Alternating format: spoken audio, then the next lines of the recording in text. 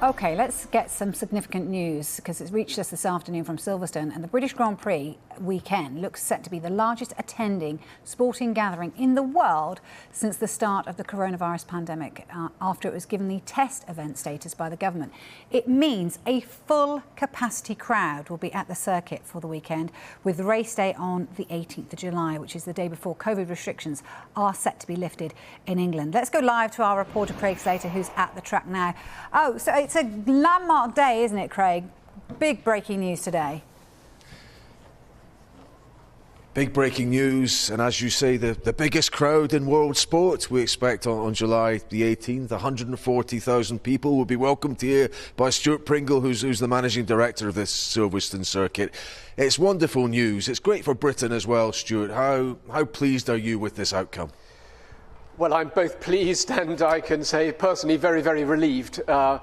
It was a real concern when lockdown was entirely understandably extended for an extra month, but to finish on Monday the 19th of July, when we've got to deliver the British Grand Prix on Sunday the 18th of July, has caused a few sleepless nights. But by working with government and Formula One, the championship, all three of us, really closely together, and we have a fantastic relationship with the Director of Local Public Health in Northamptonshire here locally, so she's been very much part of the team. We've managed to find a way where actually this 550-acre site here in the countryside can safely host this great sporting event, so we're delighted. Yeah. Well, well done you, because I know you've worked at this for months and months. You talk about being anxious. What might have been the consequences if you couldn't have a ticketed crowd, a big ticketed crowd in here? Oh, we were going to go bust. Simple as that. Seriously? Yeah. Can you explain why? Because we have been sustained by the fans. We owe everything to the fans this last year. They've left their ticket money with us. They bought tickets. They've supported Silverstone. I can't thank them enough, Craig. Well, I detect that emotion in your voice, and I know it's genuine. Let's talk again about why you can do this, because people will look at Wembley being at 60,000 in London and wonder why in a few short weeks can you welcome 140,000 here. And I should also say maybe close to six figures on Friday as well, maybe over 100,000 on Saturday for the first sprint qualifying race. What's different about coming here to an event than going, say, to a football stadium? Well, what is often our Achilles heel, a lack of railways, tube trains or buses, is actually on this occasion a benefit. So there's no public transport. That's a huge area of concern for city centre sports. We don't have those closed concourses that you get in a stadium and a bowl. And yes, we've got the capacity here, seated capacity of about the same as Old Trafford, but our 70-odd thousand seats, 75,000 seats, are spread around 3.5 miles. We've got a 5.5 mile perimeter that's accessed by 19 separate gates. So people genuinely are coming in from huge areas. It's simply not the same as a tight city centre sporting event, and that's worked in our favour. Yeah, well, that's great news. It's a great championship you've got as well. Can you talk a little bit more about sprint qualifying on Saturday and what you hope that might bring? Well, we're hugely proud that Silverstone has been chosen as the first circuit to run sprint qualifying.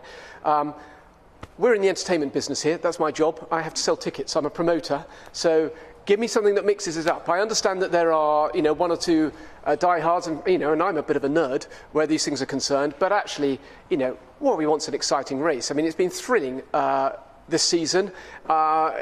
We're very partisan. We're unashamedly partisan and Lewis supporters, and indeed Lando and George, for goodness sake. We've got two superheroes coming up behind him. But to have Max leading the championship and with a little bit of jeopardy, and Lewis has got to do it in front of the home fans if he wants to get that 8th world title, and then sprinkle in sprint qualifying over the top with a few more points and a lot of risk in there.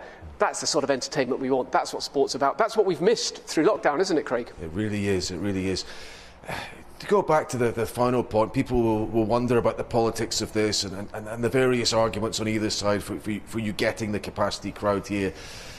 Is it also a fact that you see yourself as the standard bearer, the big advertiser globally for the automotive industry in Britain, and is that a factor too? Yes, we are world class in Great Britain at motorsport. There is a reason that Silverstone has hosted so many Grand Prix. In fact, Great Britain has never missed one since the World Championship started in 1950. We are absolutely world-class. The fact that our world-class scientists have got a vaccine and we've got it out, and our world-class NHS has got it in people's arms, you know, these things are related. You know, McLaren and Williams Formula One team have consulted for the NHS in the past about how to get pit stop practice, and, yes, you know, and the ventilator challenge and all that stuff. You know, this is all tied in together. So, you know, this is going to be a celebration. This is going to be a celebration of all things British. We've got 3 wonderful British drivers who are all in their own way right in the mix. There'll be a lot of red, white and blue, and the chance for the whole nation to celebrate that we got the checker flag first. We're getting the vaccine out and opening up. Okay, well, just finally, the message to the fans, keep an eye on your website, but they'll need a clear COVID test or full vaccination 14 days before the event to come? Correct, that's really important. This is a test event, it's a pilot, and so therefore we have to comply with the procedure. So there are those criteria. You have to have 14 days elapsed since your second jab, or you have to show a negative lateral flow test that you've taken within 48 hours of the event. Both of which are perfectly achievable. More details on our website. All the ticket bookers will be getting that over the next few days. If I have one request of our amazing fans, it's just give us a couple of days to dot the I's and cross the T's, please, because you know, we needed to get this news out to everybody, but we're still just making sure that all of the details are correct. Don't call us, we'll send it out to you, otherwise we'll get swamped. Well, listen, Stuart Pringle, great to talk to you. I'm going to, from a socially distanced position, risk a fist bump, say very well done to you, say awful to think that this track would have gone bust if you hadn't had the fans in. Great to know that it is go, go, go for you fans out there to come to the British Grand Prix in July this year. Brilliant news. Thank you so much, Craig.